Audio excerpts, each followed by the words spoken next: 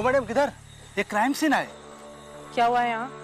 Madam accident हो गया है। मरने वाले रिक्शा ड्राइवर गणेश है, इसकी उम्र 34 साल है। मैडम शायद नींद में रहा होगा, आंख लगी होगी चलाते चलाते।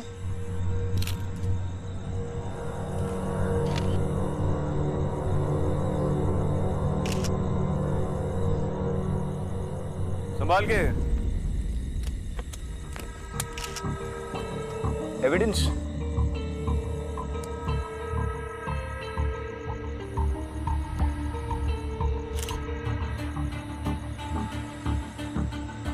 वनराज। क्या लगता है? मुझे पता था, ड्रग डील। एक मिनट, एक रिक्शा वाला कोकेन खरीदेगा। और मिसिंग समथिंग। ये वही जगह है जहाँ हमें अजय मिला था। एग्जैक्टली।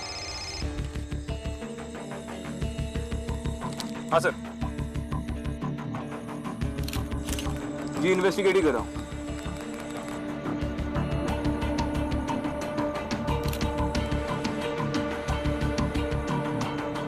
जी। तुम गलत सोच रहे हो। ये सिर्फ एक ड्रग डील नहीं है, इट्स मोर देन दैट। मैं कर रहा हूँ ना इन्वेस्टिगेट। रिलैक्स।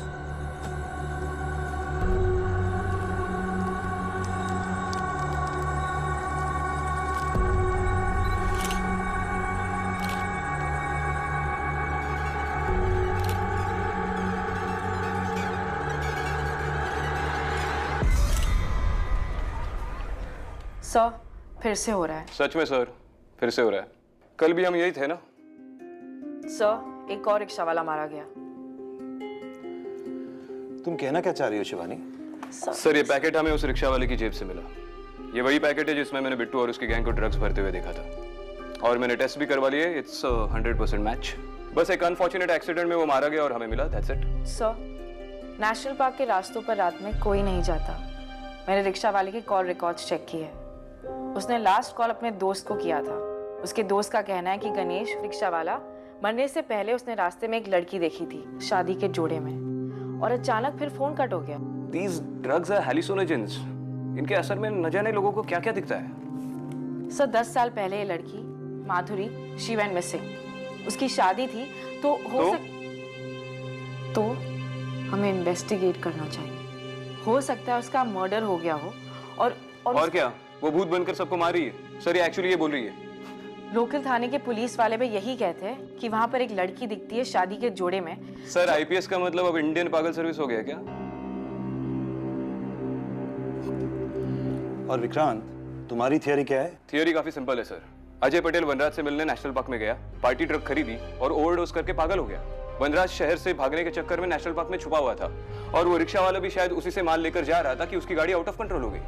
अब हमें नेशनल पार्क में वापस जाकर वनराज को ढूंढना है, दैट्स इट। और गाड़ी आउट ऑफ कंट्रोल होते होते उसने अपने दोस्त को फोन कर लिया। फर्स्ट ऑफ ऑल विक्रांत, मैंने तुम्हें पहले भी कहा था, वनराज नाम का शख्स शायद एग्जिस्ट भी नहीं करता। ये बस एक सोच है और कुछ नहीं। और तुम्हें कैसे पता अजय वनराज से मिलने गया था? नहीं सर, कल आपके सामने वनराज का नाम अजय ने लिया। नहीं, तुमने लिया, मैंने तो सुना भी नहीं। और वैसे भी अजय के ब्लड सैंपल से पता चला है कि ही वाज क्लीन, तो तुम्हारी ये ओडी वाली थियरी भी लॉजिकल है। जहां से मैं देख रहा हूं तुम दोनों बस बेतुकी इलॉजिकल बातें करते जाते हो। सर आप मेरी बात सुनिए, इसकी सही है। तुम दोनों पुलिस वाले हो, सारे लीड्स को फॉलो करो, एविडेंसेस ढूंढो, फिर आकर मुझे बताओ क्या हुआ, समझे? सर, दोनों सिंस विक्रांत के इन्वेस्टिगेशन में तुम इन्वॉल्व हो ही गई हो बाय डिफॉल्ट, तो अब तुम दोनों इस केस को क्लोज करो ऑफिशियली। सर पार्टनर की तो जरूरत है नहीं मुझे, अपनी माँ को भी यही बोलते रहता हूँ। सर, मुझे भी जरूरत नहीं है। मुझे जरूरत है रिजल्ट्स की। Now go. सर, फोर्स में आगे बढ़ना है ना तो लॉजिक का इस्तेमाल करो, और मजाक बनना है तो भूत देखो। 2011, victim Ramesh Pal, rickshaw driver, found dead National Park, cause of accident uncertain. 2012, victim Asif Khan, rickshaw driver, found dead National Park, case unsolved. ये फाइल्स कहाँ मिली तुम्हें? शैतान चौक। यार तुम कहना क्या चाहती हो? We need to investigate हाँ तो वही तो कर रहा हूँ मैं। देखो, मैं जानती हूँ तुम्हारे लिए इस थ्योरी को मानना मुश्किल होगा और शायद मैं गलत भी हो सकती हूँ, लेकिन मैं ये भी जानती हूँ कि एक लड़की 10 साल से मिसिंग है और उसका कोई ना कोई कनेक्शन है इस केस से।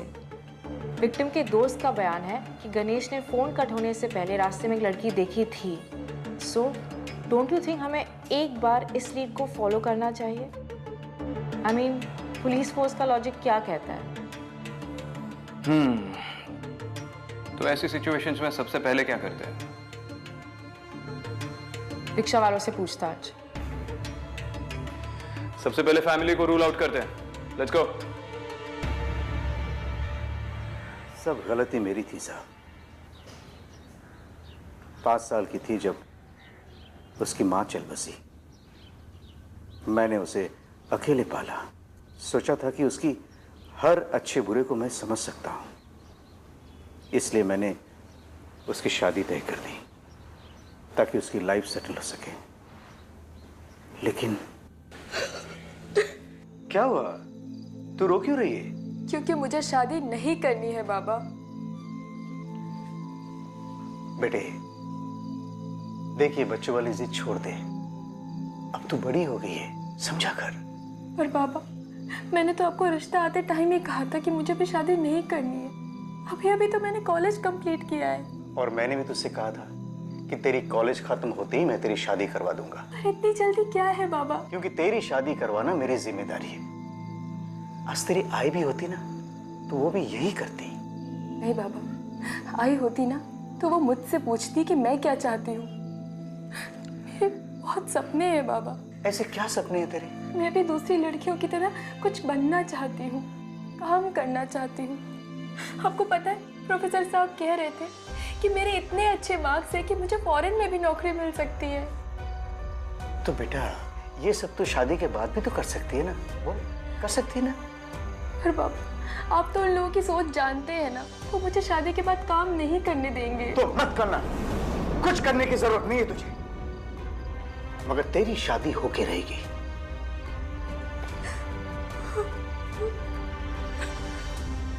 मेरी बेटी काम करके मुझे विदेश ले जाना चाहती थी। हमारे लिए एक बड़ा सा घर खरीदना चाहती थी।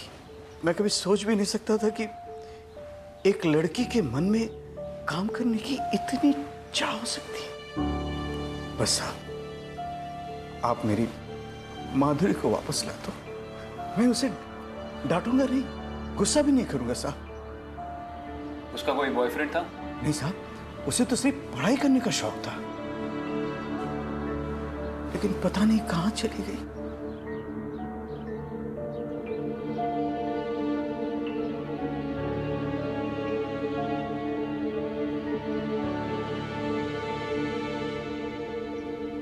आपने मिसिंग पर्सन रिपोर्ट कब लिखवाई? अगले दिन सवेरे। लेकिन पुलिस वालों ने मिसिंग कंप्लेंट लॉन्च नहीं की। कहा कि शायद आपकी लड़की कहीं चली गई है, वापस आ जाएगी। जब अगले 2 हफ्ते तक मेरी बेटी वापस नहीं आई तो फिर जाके कहीं उन्होंने मिसिंग कंप्लेंट लॉन्च की। और इन्वेस्टिगेशन किसने किया था? साहब, कितनी लड़कियां गायब हो जाती हैं। कोई अपने बॉयफ्रेंड के साथ भाग जाती है और कोई अपने माँ बाप के डर से। लेकिन ये केस मुझे याद है। तो इन्वेस्टिगेशन से क्या पता चला? कहीं बाप ने तो? नहीं सर, इस केस की मैंने खुद छानबीन की है। बाप रिश्तेदारों के साथ ही था, शादी का माहौल था, बहुत लोग थे, और ये लड़की लास्ट टाइम टैक्सी लेती हुई दिखी थी। और नेशनल पार्क के लिए जब टैक्सी लेके गई, वहां उसकी टैक्सी खराब हो गई और उसने रिक्शा कर ली। तो टैक्सी वाले ने बताया कौन सा रिक्शा? सर, वो काफी बूढ़ा था, लेकिन उसके डिस्क्रिप्शन के हिसाब से हमने 8-10 रिक्शे वालों के लीड्स मिले जो उस एरिया में रिक्शा चलाते थे।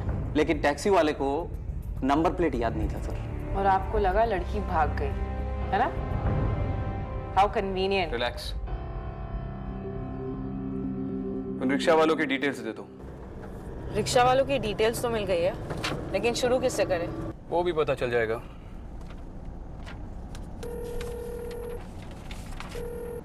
Joshi. Yes sir. National park road 2008 rickshaw driver. समझ गया सर। ये क्या है? Google search. जीता जागता गूगल, मेरा इन्फॉर्मर जोशी। सिर्फ एक रिक्शा वाला उस एरिया के सारे रिक्शा वालों की कुंडली बता देगा। 10 साल पहले आप नेशनल पार्क रोड पे रिक्शा चलाते थे?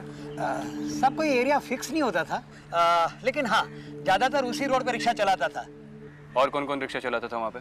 सब कुछ ही लोग थे जो वहाँ रिक्शा चलाते थे। कुछ सालों से तो उन्होंने भी वहाँ जाना बंद कर दिया है। वहाँ वो एक लड़की का भूत है ना साहब। जो बाकी रिक्शा वाले थे उनके कुछ डिटेल्स दे सकते हैं आप? हाँ हाँ, कन्हैया, श्रीकांत, बबलू, शिवा। इनमें से किसी ने रिक्शा चलाना छोड़ दिया या शहर ही छोड़ दिया, ऐसा कोई है? हाँ हाँ, एक दिलीप था साहब, उसने रिक्शा चलाना छोड़ दिया और आजकल ट्रांसपोर्ट लाइन में कुछ काम करना शुरू कर दिया है। और उसी तरह से एक एजाज भी था, उसने भी कुछ छोटा मोटा धंधा शुरू किया है, लेकिन बस ज़्यादा नहीं मालूम। ठीक है, थैंक यू। माधुरी के बाप ने बोला कि वो शादी के मंडप से भागी थी, अपने सारे जेवर और सेविंग्स साथ में लेकर। अब या तो किसी ने उस पर रेप करके उसे मार दिया होगा या फिर वो जेवर चुरा लिए होंगे और फिर मारा होगा। इसका मतलब रिक्शा वाले के पास बहुत पैसा आ गया होगा। खाक इन्वेस्टिगेशन की उस सागर पाई ने उस वक्त ही अगर पता कर लिया होता कि उनके पास इतना पैसा कहाँ से आया, वो केस कब का सॉल्व हो गया होता। अब तो सिर्फ दो ही बातें हो सकती हैं, या तो वो क्रिमिनल शहर छोड़कर भाग गया है या फिर इन दोनों में से कोई है।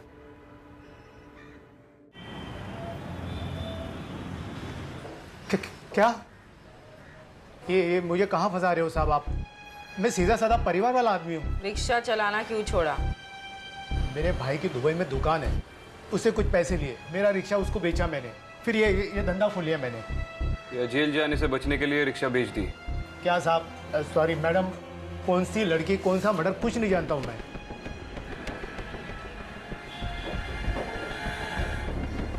अल्लाह कसम साहब झूठ नहीं बोलूँगा, मैं नहीं जानता हूँ साहब। तेरे भाई और घर वालों के डिटेल्स दे दे। सॉरी सर, क्या है आज लंच ब्रेक थोड़ा लेट हुआ ना, इसलिए लेट हो गया। बोलिए क्या सेवा करो आपकी? आज से 10 साल पहले आप नेशनल पार्क रोड पे रिक्शा चलाते थे। सर जरा धीरे बात कीजिए, क्या है 10 साल पुरानी बात है, मेरा ऑफिस स्टाफ सुनेगा तो कैसा लगेगा? ये ट्रांसपोर्ट का बिजनेस कैसे शुरू किया? सब माता की कृपा है सर। देखो, जिंदगी में मैंने छोटे मोटे गलत काम किए, लेकिन एक अच्छा काम किया, अपने पत्नी से शादी करके। शादी में जो भी उसके पिताजी ने दिया, बस उसी में थोड़ी मेहनत डाल के उसको आगे बढ़ाया। बाकी तो माता का आशीर्वाद है ही। इस लड़की को पहचानते हो? आज से 10 साल पहले शायद ये तुम्हारी रिक्शा में बैठी थी नेशनल पार्क रोड पर।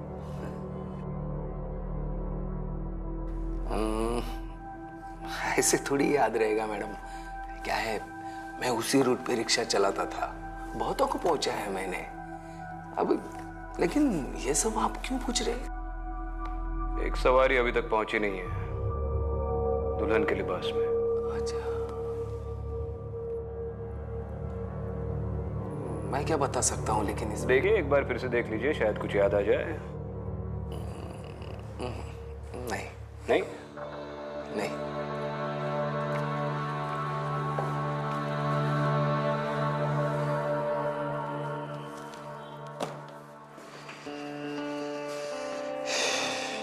ये आदमी हमसे कुछ छुपा रहा है।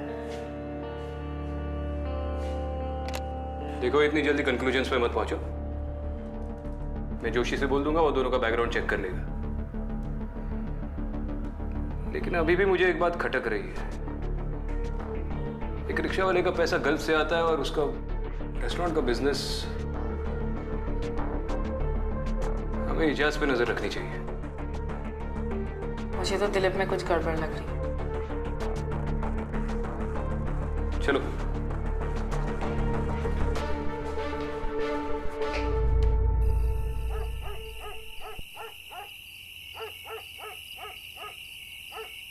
यार, फर्स्ट ऑफ ऑल मेरी ये समझ में नहीं आ रहा कि मैं एक 10 साल पुराना केस क्यों सॉल्व करने की कोशिश कर रहा हूँ। आई थिंक तुम एजाज पर अपना टाइम वेस्ट कर रहे हो। कॉल्ड गट इंस्टिंक्ट। इस बंदे में जरूर कुछ गड़बड़ है, ये डर के मारे जरूर कुछ गलत करेगा। विक्रांत, दिलीप ने अपना ट्रांसपोर्ट का बिजनेस माधुरी के मिसिंग होने के 2 महीने बाद शुरू किया। हाँ तो उससे क्या प्रूव होता है शिवानी? और हम ये पॉसिबिलिटी भी रूल आउट नहीं कर सकते कि माधुरी शायद अपनी मर्जी से भागी हो। पर शादी के 6 महीने पहले उसने ट्रांसपोर्ट का धंधा शुरू किया एंड गेस व्हाट विक्रांत, उसने गाड़ियां खरीदी बिना किसी लोन के। इतना काफी है उसके खिलाफ वारंट निकालने के लिए। अच्छा ठीक है, मैं तुमसे बाद में बात करता हूँ। हाँ जोशी बोल। सर वो आदमी ने आपको झूठ बोला था। कौन? इजाज? नहीं सर, दिलीप ने। सर दिलीप के ससुराल वालों ने उसे कुछ भी पैसे नहीं दिए। लड़की का बाप तो खुद कर्जे में डूबा हुआ था। दिलीप ने शादी के टाइम उसका भी कर्जा उतारा था। तो फिर उसके पास इतना पैसा कहाँ से आया? तू एक काम कर, तू दिलीप के घर का एड्रेस भेज। शायद माधुरी सच में कहीं दूर चली गई है और वापस आना ही नहीं चाहती। ऐसा नहीं हो सकता। आपको कैसे पता? कोई भी बेटी अपने बाप को जानबूझकर इतना दर्द नहीं देगी। अगर उसे आना नहीं था तो एक फोन या चिट्ठी जरूर लिखती। शायद वो आज भी कुछ कह रही हो।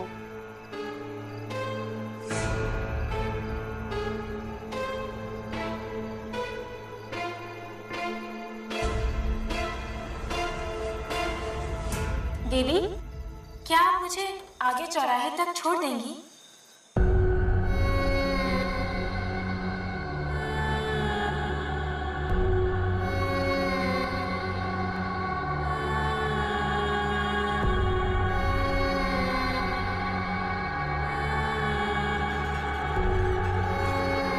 दीदी, क्या आप मुझे आगे उस चौराहे तक छोड़ देंगी?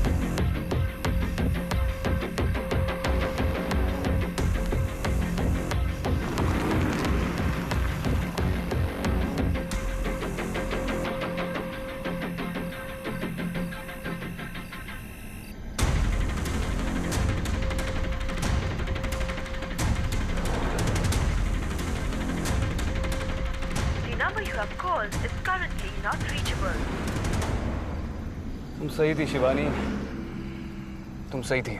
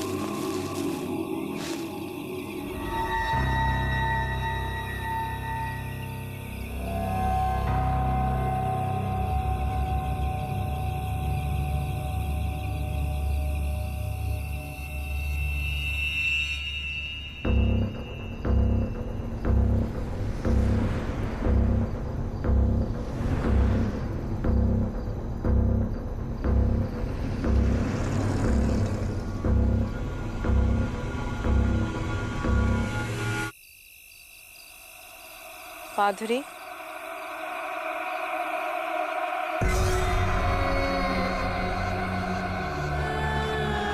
मुझे पता है तुम्हारे साथ जो भी हुआ था वो कुछ तो बहुत गलत हुआ था, मगर अभी मुझे तुम्हारी मदद चाहिए।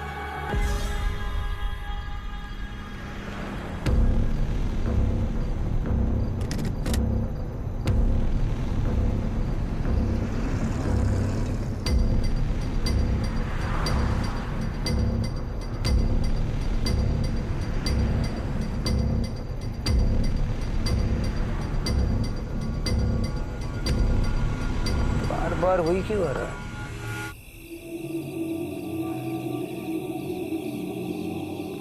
हमें दिलीप का पता चल गया है, लेकिन अब मुझे तुम्हारी जरूरत है।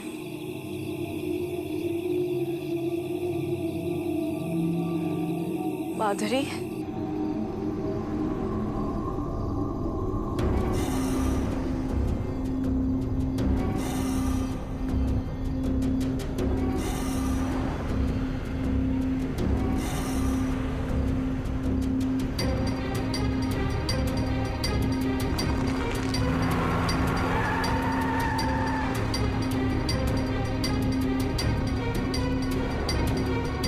माधुरी, तुम सुन रही हो ना?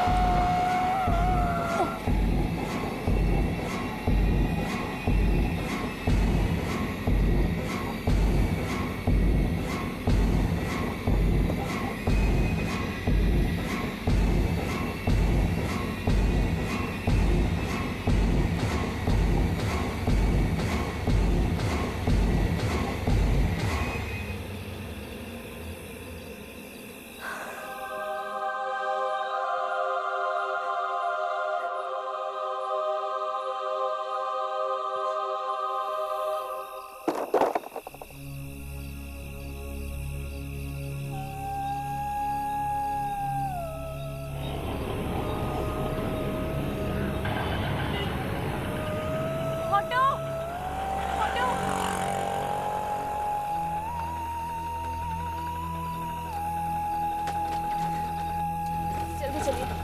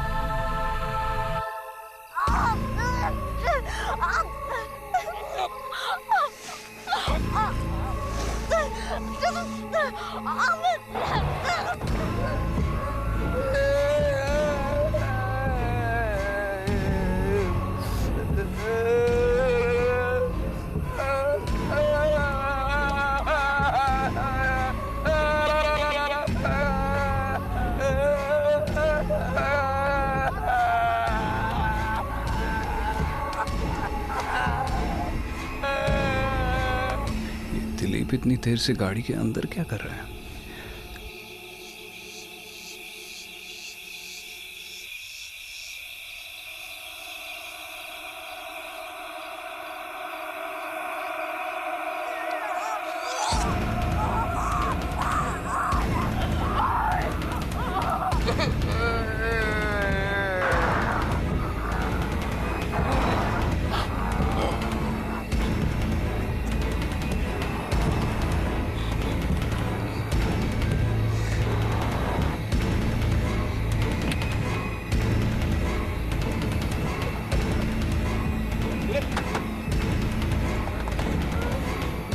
दरवाजा खोल।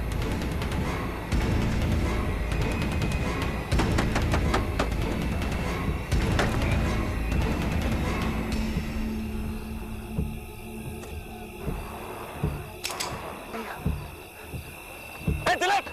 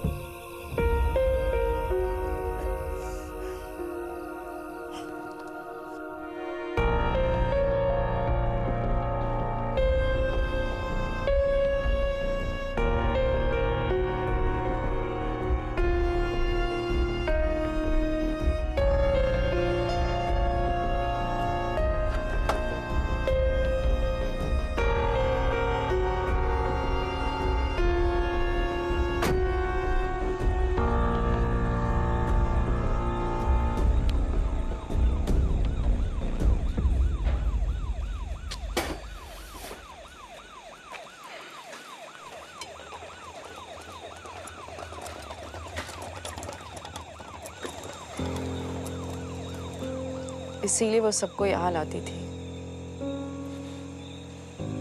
दिलीप ने उसे यहीं दफनाया था। देखो, तुम्हें चाहे जो भी लगे, लेकिन ये केस रूटीन पुलिस इन्वेस्टिगेशन से सॉल्व हुआ है। और ये कैसे मरा? इसे मैंने अपनी आंखों से देखा था।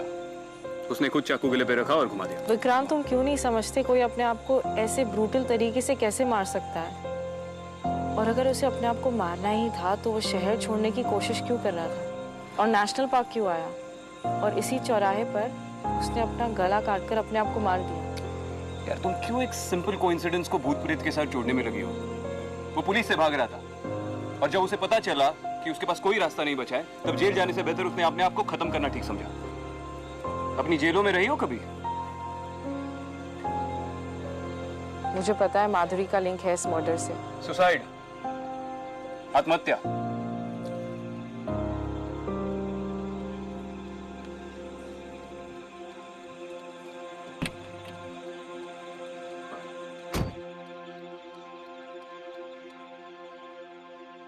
वनराज कौन है? वनराज? हाँ, उस दिन तुमने उसका नाम लिया था।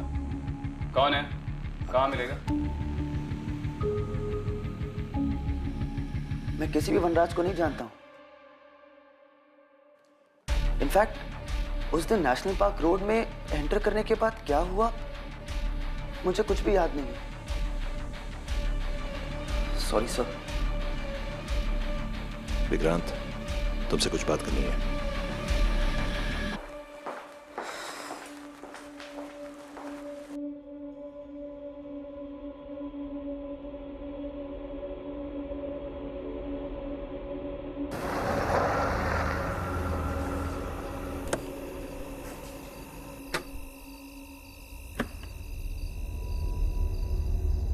गोविंदराव जी, गोविंदराव जी, कहाँ हैं आप? अरे गोविंदराव जी, वो थैंक यू बोलना था जो केस में आपने मदद की थी ना।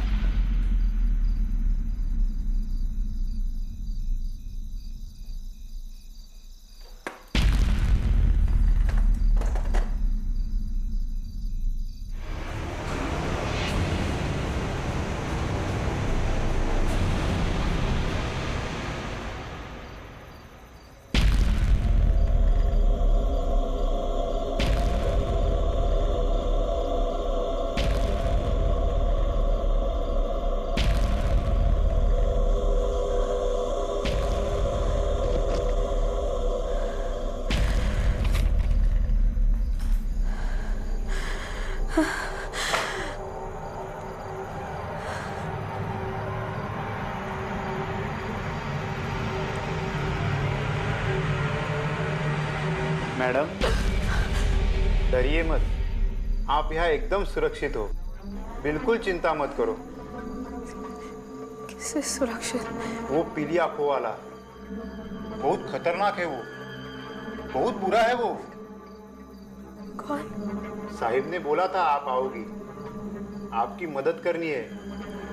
मुझसे जितनी बनेगी आपकी पूरी मदद करूंगा मैं। कौन साहब?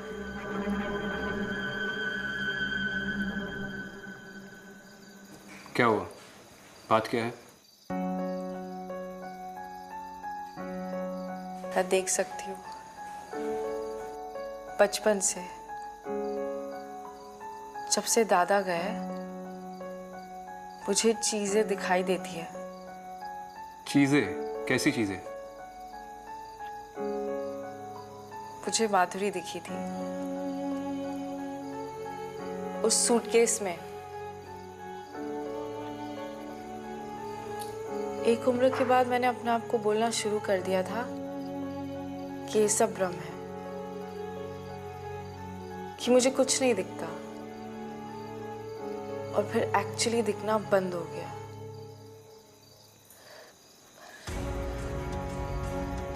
कल अचानक पता नहीं क्यों फिर से पहले माधुरी, फिर गोविंदराव। गोविंदराव? इस चौकी का कांस्टेबल। आई नो वो मर चुका है, लेकिन मेरा विश्वास करो, माधुरी की फाइल उसी ने मुझे दी और वो अभी यहाँ था। उसने मुझसे कहा कि कोई पीली आंख वाली से मुझे खतरा है, लेकिन यहाँ मैं सुरक्षित हूँ।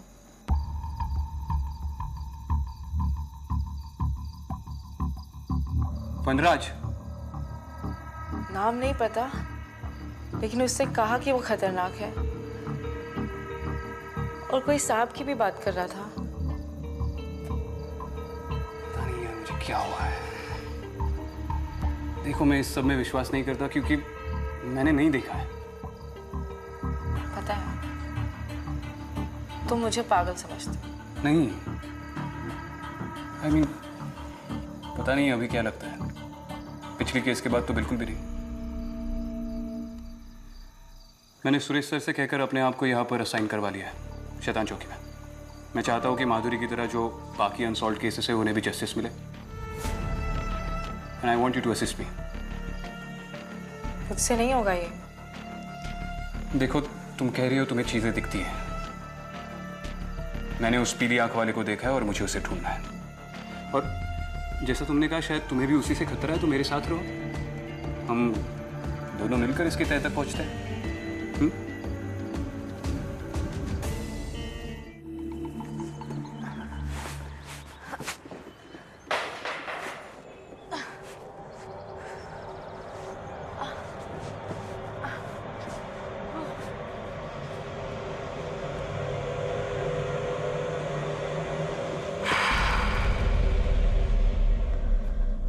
डरो मत, मैं ही हूं। वैसे तुम इतनी जल्दी यहाँ क्या कर रही हो? तुम भी तो। मैं तो फाइल्स पढ़ रहा था। और मैं उसी की तैयारी। Coffee machine, nice. सीरियसली? तुम पिछले 20 साल की फाइल स्कैन करने वाली हो। बार बार पढ़ भी तो नहीं सकते, इनकी हालत देखिए। अरे लेकिन इसमें भी 20 साल लग जाएंगे।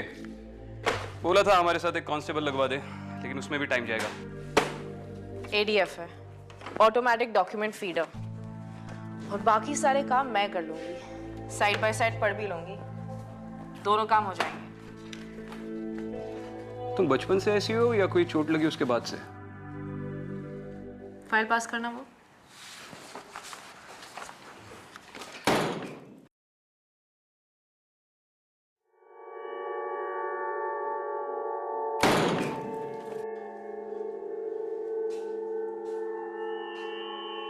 ये दरवाजा तो मैंने खोला ही नहीं था। विक्रांत, वहां मत जाओ, रुको।